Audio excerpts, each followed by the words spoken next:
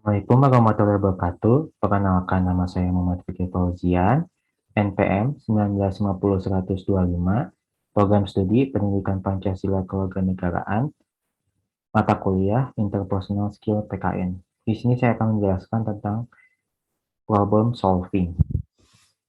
Yang pertama, saya akan menjelaskan tentang masalah pribadi. Yang pertama yaitu malas. Rasa malas pada seseorang adalah masalah yang seringkali dialami oleh banyak orang.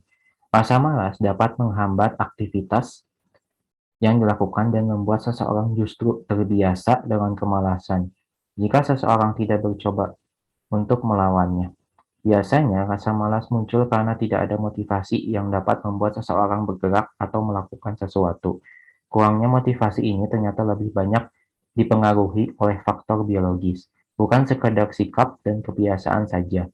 Untuk menghilangkan rasa malas, ada beberapa cara diantaranya yaitu mencoba melakukan hal yang menarik hati dan bisa membuat lebih tenang, sehingga semangat akan berangsur kembali. Yang kedua, perlunya istirahat yang cukup setiap kali mengerjakan sesuatu, karena tubuh perlu asupan tenaga lagi di sela-sela kegiatan.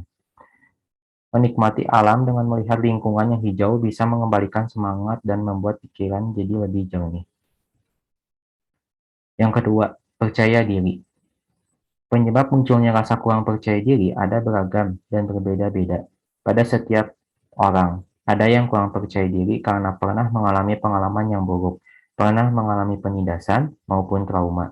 Ada juga yang kurang percaya diri karena pengaruh pola asuh pada semasa kecil.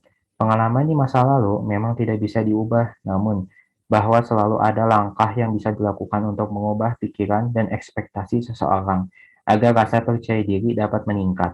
Ada beberapa cara untuk meningkatkan rasa percaya diri seseorang, diantaranya yaitu yang pertama, mencoba untuk membentuk pola pikir positif dalam diri. Setiap ragu harus bisa selalu berpikir secara positif. Yang kedua, kenali kekurangan dan kelebihan. Fokuslah pada kelebihan yang dimiliki dan kembangkan kemampuan itu agar lebih berkembang. Yang ketiga, menghabiskan waktu luang dengan kegiatan-kegiatan yang disukai dan cobalah untuk mempelajari keterampilan baru. Untuk yang ketiga, kondisi finansial. Finansial juga dapat dipandang dari aspek administrasi. Finansial adalah bagaimana mengatur uang masuk dan keluar pada setiap orang, yaitu diawali dengan cara mendapatkan dana, menggunakan dana, dan juga mengelola keuangan setiap orang secara menyeluruh. Segala aspek terkait manajemennya berjalan optimal sehingga kebebasan finansial dapat tercapai. Kebebasan finansial berarti individu yang terbebas dari utang, mempunyai sumber penghasilan tetap, dan cadangan yang dapat dipakai untuk kebutuhan yang tidak terduga. Ada beberapa solusi untuk mengatasi kondisi finansial, diantaranya yaitu yang pertama, buat daftar penghasilan dan pengeluaran setiap bulan. Yang kedua, menyusun rencana keuangan jangka panjang. Dan yang ketiga, mencari alternatif penghasilan tambahan. Selanjutnya, saya akan menjelaskan tentang masalah sosial. Yang pertama, sebagai seorang guru, tidak berdamai dan sulitnya mendapatkan atau mendaftar guru PPKN di sebuah sekolah. Sulitnya mendapatkan atau mendaftar sebagai guru PPKN di sekolah bisa dikarenakan adanya syarat-syarat khusus dari pihak sekolah yang bersangkutan, dan guru ingin mendaftar di sekolah tersebut tidak bisa memenuhi persyaratan tersebut. Dan selanjutnya, sulitnya mendaftar sebagai seorang guru PPKN di sekolah bisa diakibatkan karena di sekolah tersebut belum bisa menerima guru yang baru karena pihak sekolah belum mengetahui perilaku guru tersebut. Dan juga sulitnya mendaftar sebagai guru PPKN di sekolah dikarenakan di sekolah tersebut sudah terdapat guru PPKN yang lainnya dan pihak sekolah yang bersangkutan belum bisa menerima guru PPKN yang ingin mendaftar di sekolah tersebut. Yang kedua, sebagai seorang guru tidak berdamai dengan honor atau pendapatan.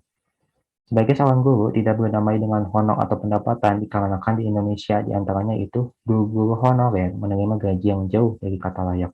Walaupun telah mengabdi belasan bahkan puluhan tahun, tanpa kepastian, status kerja mereka terpaksa mencari pekerjaan sampingan demi bertahan hidup. Guru honorer yang terdapat di sekolah-sekolah tidak menerima pendapatan yang layak nantinya. Dampaknya bisa berpengaruh terhadap kualitas mengajar mereka di sekolah. Dan para pelajar tidak bisa mendapatkan sebuah materi yang bermutu dari guru honorer tersebut. Guru honorer juga kadang-kadang sering tidak dianggap oleh suatu sekolah. Untuk Untuk selanjutnya, seorang guru tidak berdamai dengan rekan kerja di lingkungan kerja. Seorang guru tidak berdamai dengan rekan kerja di lingkungan kerja dikarenakan adanya pertikaian dan perkelahian dengan sesama guru yang ada di sekolah tersebut. Tidak berdamainya sesama guru tersebut dikarenakan adanya rasa saling dendam antara satu guru dengan beberapa guru yang lainnya. Atau juga bisa diakibatkan guru tersebut selalu menjadi andalan di sekolah tersebut, dan guru-guru yang lainnya merasa iri atau sakit hati terhadap guru tersebut. Atau bisa juga tidak berdamainya guru yang ada di sekolah adanya saling menjatuhkan terhadap guru tersebut, agar guru tersebut tidak mendapatkan kepercayaan dari pihak sekolah yang bersangkutan. Dan adanya keadaan tidak berdamai pada guru-guru yang ada di sekolah bisa mengakibatkan perpecah belahan dan lingkungan di sekolah tersebut juga menjadi tidak kondusif. Selanjutnya saya akan menjelaskan tentang bagaimana kalau menghindar terhadap suatu masalah. Bagaimana kalau menghindar terhadap suatu masalah? Seorang guru bila menghindar pada suatu masalah bisa berakibat parah, dikarenakan tidak akan ada tercapainya solusi dari masalah tersebut dan bisa membuat guru tersebut mempunyai masalah yang berlarut-larut. Contohnya, seorang guru mempunyai masalah dengan pihak sekolah, tetapi guru tersebut tidak membereskan masalahnya dan menghindar begitu saja. Dampaknya nantinya akan tidak mendapatkan kepercayaan dari pihak sekolah lagi. Selanjutnya, bagaimana kalau menyerang terhadap masalah? Bagaimana kalau menyerang terhadap masalah? Seorang guru bila menyerang terhadap suatu masalah bisa berakibat dengan fatal. Akan berdampak adanya suatu pertikaian dan permusuhan dan rasa saling dendam terhadap guru yang lainnya yang terdapat di suatu sekolah. Dan juga bisa membuat lingkungan di sekolah tersebut menjadi tidak kondusif dan tidak ingin mengawas satu sama lainnya. Contohnya, seseorang guru selalu menjadi andalan bagi sekolah tersebut, tetapi guru yang lainnya merasa iri dan dendam terhadap guru tersebut dan membuat pertikaian dan permusuhan yang bisa membuat satu sama lainnya mengalami suatu perpecah belahan yang bisa berdampak juga terhadap sekolah tersebut. Terima kasih, sekian dari saya. Wassalamualaikum warahmatullahi wabarakatuh.